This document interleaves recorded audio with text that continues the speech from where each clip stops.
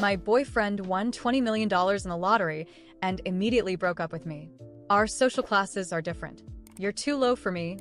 Then he turned around and hooked up with a coworker. I laughed. He forgot that the lottery ticket was from the previous draw. I rolled down the window of my Maserati and said to them, "You two are way too low for me. Let's break up." Luana just won $20 million in the lottery. Daniel stood in front of me, his expression smug as he spoke those words. All because of that? I asked, looking at him. Of course. You've probably never even seen that much money, have you? My mom says there are different classes of people. Now that we've made it to the top, you and I aren't on the same level anymore. I couldn't help but laugh. 20 million, and they think they're part of high society. I didn't even have time to tell him that my dad owns several buildings that bring in more than $20 million a year in rent, not to mention his companies. But it's fine. Honestly, I was glad to get rid of someone like him. Better to cut ties early. No tears over love, just sleepless nights thinking about money. Daniel glanced at me. By the way, even though you paid for the $50 lottery ticket, I'm the one who bought it, so don't expect a penny from me. He always had this habit of buying lottery tickets, dreaming of getting rich overnight. But when it came time to pay, he'd always have an excuse.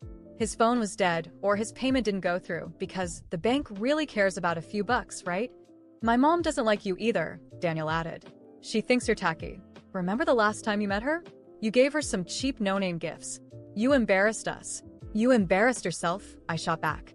God must have spilled wisdom all over the world, but your family held up an umbrella.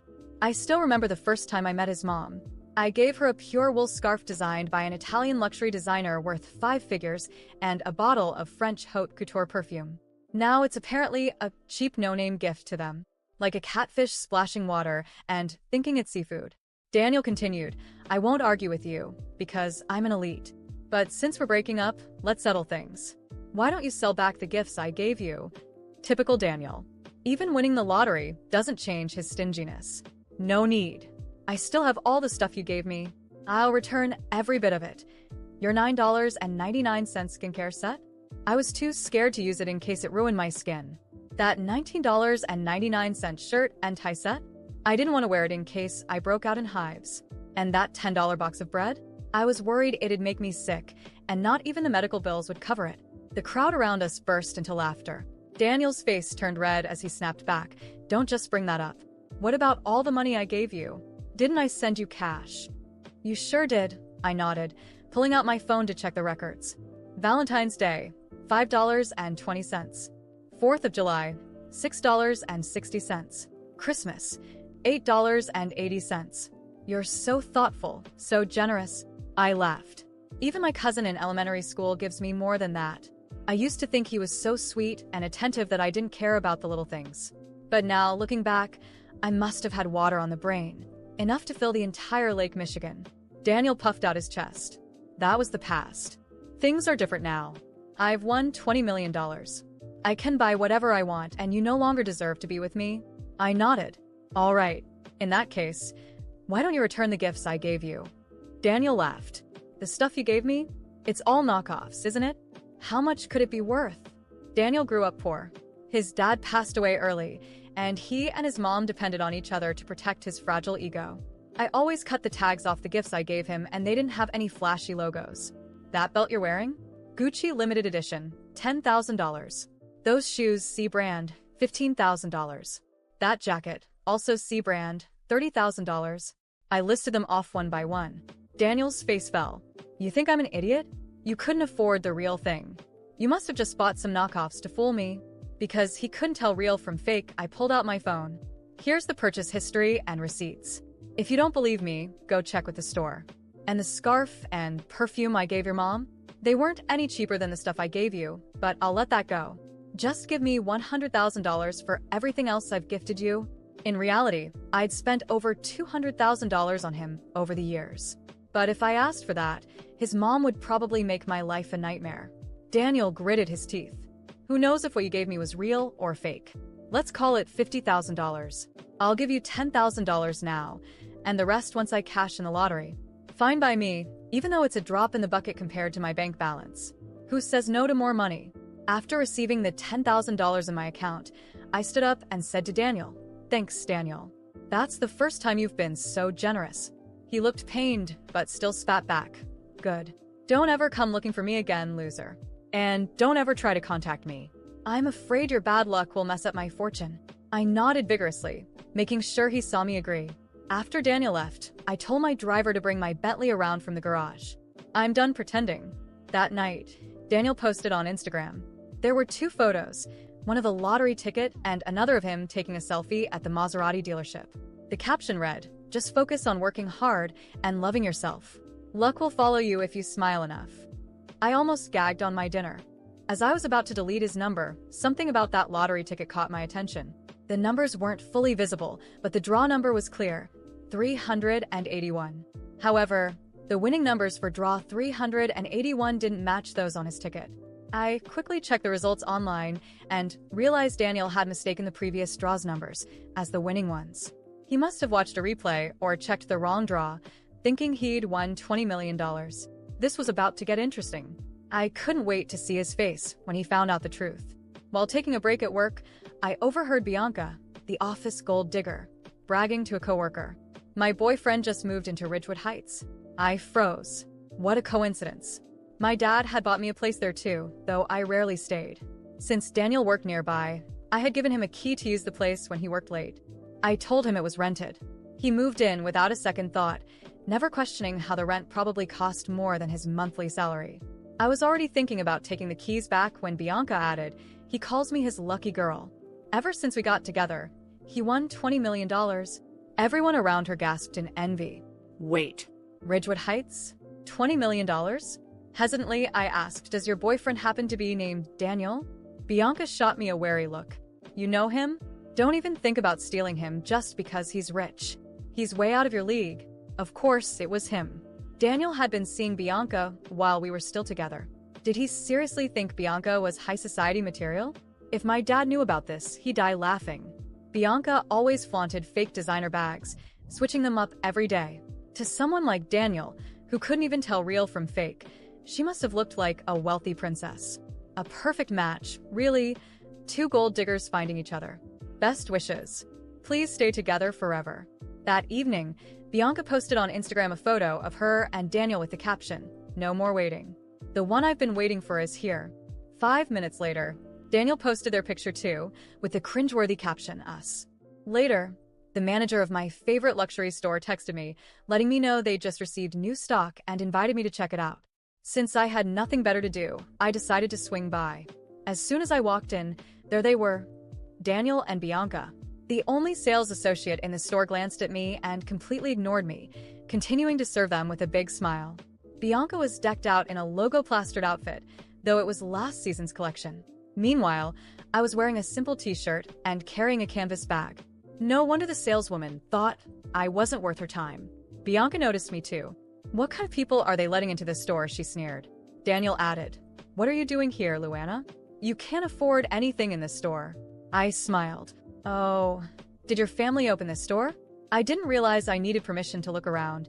The saleswoman, clearly siding with them, said, "I'm sorry, miss, but the lowest priced item in our store is $30,000.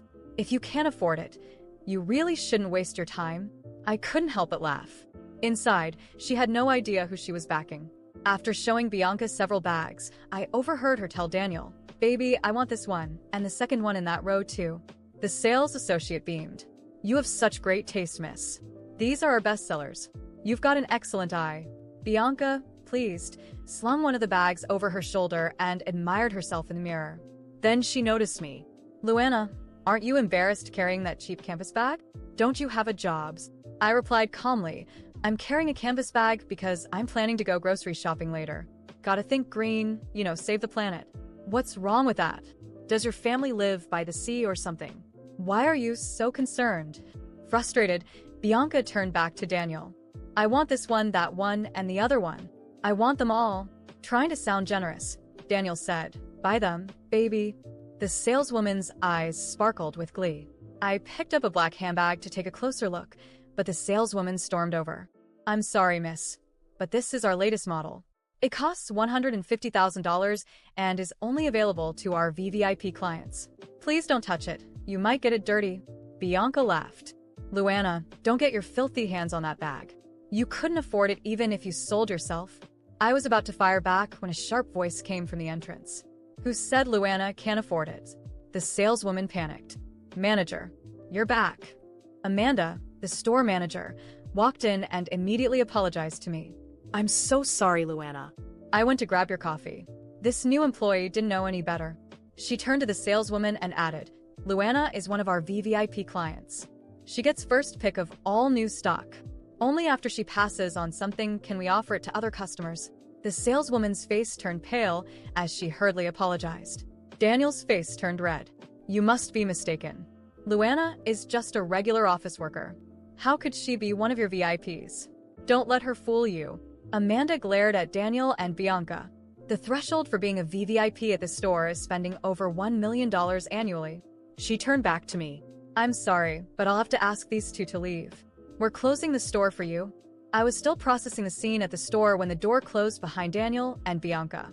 The manager, Amanda, escorted me to the VIP lounge, where I was offered a coffee and some catalogs of the latest collections. My initial plan was just to spend some time, maybe buy something to distract myself, but the humiliation Daniel and Bianca had just endured gave me an unexpected sense of satisfaction. No matter how much Daniel tried to climb the social ladder at others' expense, he would never understand what it truly meant to be at the top. As I flipped through the catalogs, Amanda approached me, concerned. I hope their behavior didn't ruin your experience, Luana. Should I send a formal notice to ban them from our stores? I chuckled. No need, Amanda. I think they've gotten the message. She nodded, visibly relieved, and returned to her desk.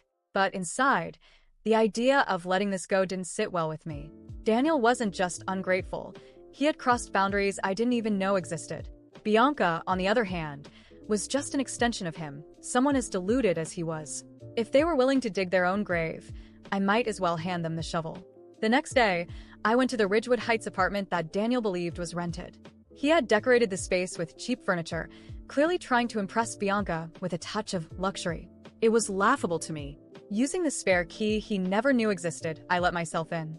The place was empty. They were probably at work, or, in his case, pretending to have a job. I got straight to the point. I changed all the locks and left a formal notice in the lobby stating that the rental agreement had been terminated. While finishing the last adjustments, the building's maintenance guy approached me. Oh, so you're the owner? Mr. Daniel requested some changes to the apartment. He said it was a gift for his girlfriend. I smirked internally. What kind of man renovates a place he doesn't even own? Don't worry, I replied, smiling. There won't be any more changes. If he shows up, just have him contact me directly.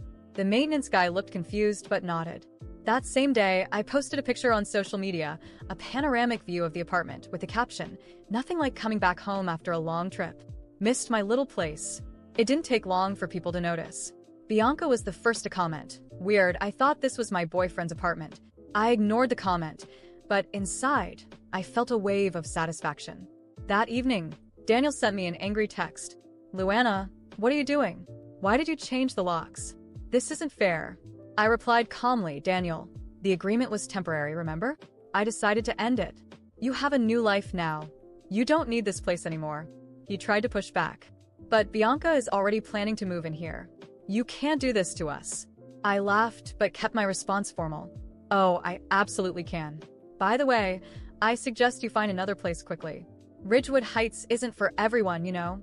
Daniel didn't respond, but I knew he got the message.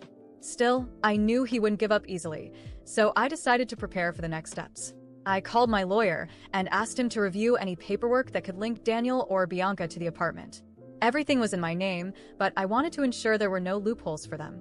In the following days, I noticed Daniel trying to save face on social media. He posted old pictures, pretending he was still living in luxury. Bianca, meanwhile, started flaunting handbags and shoes that were clearly borrowed or bought with money Daniel no longer had. Their lies were becoming more evident by the day. The final blow came one peaceful morning. I decided to stop by the office where Bianca and I worked. She was in the hallway, surrounded by coworkers, spinning one of her ridiculous stories. When she saw me, her smile vanished. What are you doing here? Thought you'd find it funny to show up after everything. I smiled. Bianca, sweetheart, I'm just here to pick up some documents. But since I'm here, I wanted to congratulate you. You really found someone who matches you. You're the perfect couple. So obsessed with status, you can't even see reality. The coworkers around her fell silent. Bianca tried to respond, but before she could, I added, "Oh, and just so you know, Daniel didn't win $20 million. He mixed up the lottery numbers. Maybe you should suggest he buy another ticket with the change from your fake handbags." Her expression changed entirely. For the first time, Bianca was speechless. I walked away without looking back, knowing their little charade was over. As I made my way to my car, I realized that revenge wasn't just about exposing them, it was about showing them they could never reach the level they pretended to be on. When I got into my car, I took a deep breath. Some people never learn, but I learned something valuable. Never underestimate the power of showing the truth, especially to those who live on lies. A few weeks had passed since the events that exposed Daniel and Bianca. Life moved on for me, but the consequences for them were swift and, to be honest, well-deserved. Starting with Daniel, his illusion of wealth crumbled as quickly as he tried to build his luxury life. After being kicked out of the Ridgewood Heights apartment, he attempted to rent a cheaper place, but without any real savings, he ended up moving back in with his mom. He tried to maintain the facade on social media, posting old pictures and pretending he still had money, but comments started rolling in. "Where's your rich girlfriend? What happened to the $20 million, Daniel?" He deleted his accounts shortly after. I heard that for a while. He went back to buying lottery tickets, hoping to make a comeback. Ironic, isn't it? Bianca, on the other hand, faced an even more humiliating downfall. The truth about her relationship with Daniel began to spread around the office. The fact that she had invested so much in a man who didn't even have the money he claimed became a running joke among coworkers. Some people started questioning how she could afford her designer bags and shoes on her salary. Eventually, she quit, unable to handle the stares and whispers. Rumor has it she's now trying to find another wealthy boyfriend, but her reputation precedes her. As for me, life has never been more peaceful. With the apartment free again, I decided to turn it into something meaningful. I converted the space into a kind of refuge for young women starting their careers who need a place to stay. Knowing I'm doing something valuable with what Daniel used as a way to show off has given me a sense of fulfillment that no amount of money could buy. Social media? I'm still active, but my posts haven't changed. I continue to share small parts of my life, but without any pretense. That's something Daniel and Bianca never understood: the power of quiet confidence and authenticity. My life doesn't need to be displayed to be remarkable. In the end, the lesson I've learned is clear. Some people don't want to grow. They want to skip steps, even if it means stepping on others. But time has a funny way of setting things straight. Daniel and Bianca learned that the hard way, and me? I learned that the best revenge is moving forward, keeping your head high, and letting the universe take care of the rest. I close this chapter with a sense of relief. Not because I saw them fail, but because I know I'm finally free of them. Completely.